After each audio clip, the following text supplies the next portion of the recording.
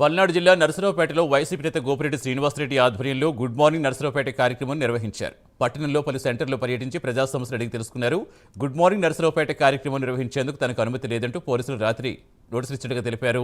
2 సార్లు ఎమ్మెల్యేగా గెలిచిన తాను 10 మందితో కలిసి టీ తాగుతూ ప్రజలతో మాట్లాడేందుకు అనుమతి లేదంటే ఈ రాష్ట్రంలో రెడ్ బుక్ పాలన ఎంత దారుణంగా ఉందో ప్రజలు అర్థం చేసుకుంటున్నారన్నారు. నరసరావుపేటపై దృష్టి పెట్టి ప్రజా సమస్యలు తీర్చాలని గోపిరెడ్డి శ్రీనివాసరెడ్డి డిమాండ్ చేశారు.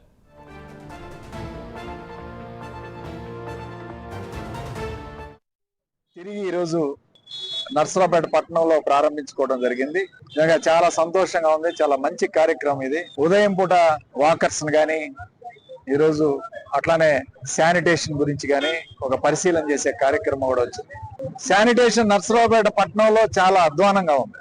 ఈరోజు ఉదాహరణకి ఈశ్వర్ మాల్ డీలక్స్ పక్కన వేసిన చెత్త సుమారు 15 రోజుల నుంచి అక్కడ చెత్త ఇంతవరకు తీయలేదు. కుళ్ళిపోయి వాసన వచ్చి ఈగలని ముసిరి ప్రజలు చుట్టుపక్కల ప్రజలు వ్యాధులతో ఇబ్బంది పడే కార్యక్రమం జరుగుతా.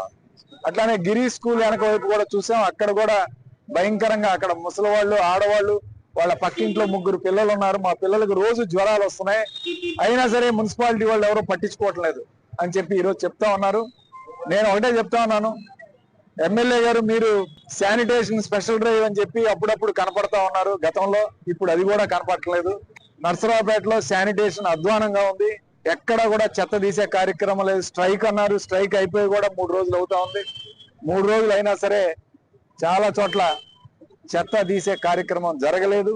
దాదాపు 15 రోజుల నుంచి పేరుకుపోయిన చెత్త వలన ప్రజలు చాలా ఇబ్బంది పడుతున్నారు.